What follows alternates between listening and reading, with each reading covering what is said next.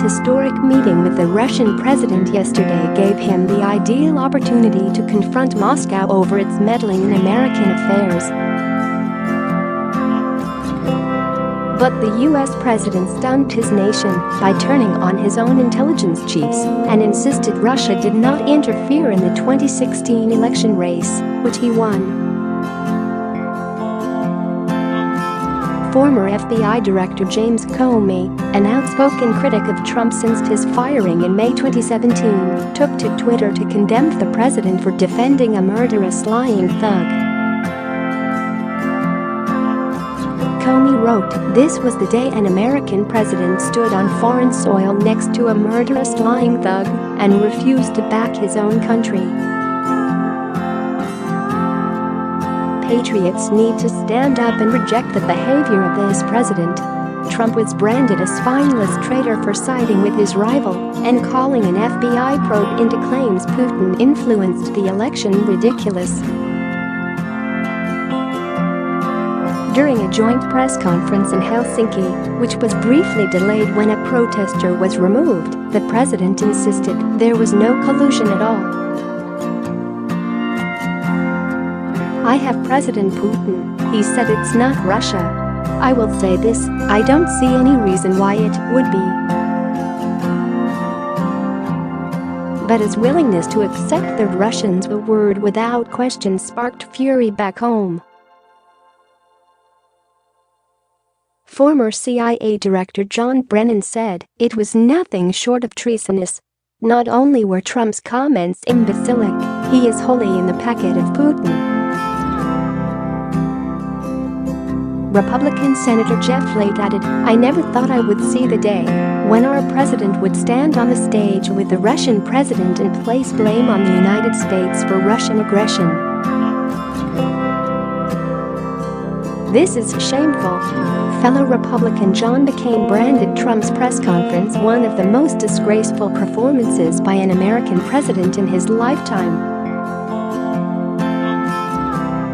He added, "President Trump proved not only unable but unwilling to stand up to Putin. He and Putin seem to be speaking from the same script as he made a conscious choice to defend a tyrant and to grant him an uncontested platform to spew propaganda and lies to the world." Even Trump ally Orrin Hatch blasted his boss. He said, "Russia interfered in the 2016 election. Our nation's top intelligence agencies all agree on that point. From the president on down, we must do everything to protect our democracy by securing future elections from foreign influence, regardless of what Vladimir Putin or any other Russian operative says. I trust the good work of our intelligence and law enforcement personnel." Democratic Senator Chris Murphy added, "This trip has just been one giant middle finger from Trump to his own country." Fellow Senator Mark Warner said, "For the president to side with Putin over his own intelligence officials and blame the United States for Russia's attack on our democracy is a complete disgrace." Trump's rolling over for Putin was in stark contrast to his tough talking last week in Britain and Brussels, where he laid into NATO allies for not paying enough into defense and branded the EU foes. It came just days after Special Counsel Robert Mueller indicted 12 Russian agents over the hacking of the Democratic National Committee and the Hillary Clinton presidential campaign. But Trump repeatedly refused to endorse the findings and stuck with his "Putin is innocent" line.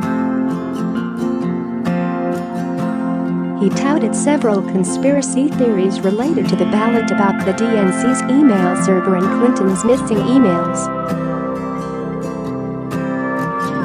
When asked to condemn Russia, he instead said, "So let me just say that we have two thoughts. You have groups that are wondering why the FBI never took the server. Why haven't they taken the server? Why was the FBI told to leave the office of the Democratic National Committee? I've been wondering that. Where is the server? And what is the server saying? What happened to Hillary Clinton's emails? 33,000 emails gone, just gone. And of the FBI investigation, he added, it's ridiculous.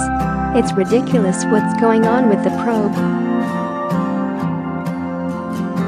I think that the probe is a disaster for our country.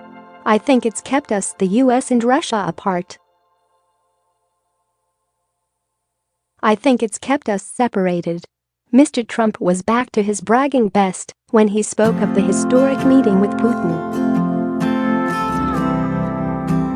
He said, our relationship has never been worse than it is now.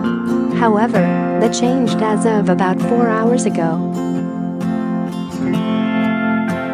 I really believe that. And on the breakdown in relations between the two countries, he added, I hold both countries responsible. I think that the United States has been foolish. We've all been foolish. We should have had this dialogue a long time ago. I think that we're all to blame. I think that the US has now stepped forward along with Russia. Putin admitted he had wanted Trump to win the presidential race because he talked about normalizing relations between the two countries. He also said he would look into extraditing the 12 Russians indicted by a US grand jury last week. Putin, who handed a World Cup football to his counterpart and wife Melania, added, I don't know the full extent of the situation. President Trump mentioned this issue. As Trump flew home tonight, he insisted he had great confidence in my intelligence people. Russian Maria Butina, 29, who lives in Washington and is a pro-gun campaigner, has been charged with spying for Moscow, the U.S. Justice Department said tonight.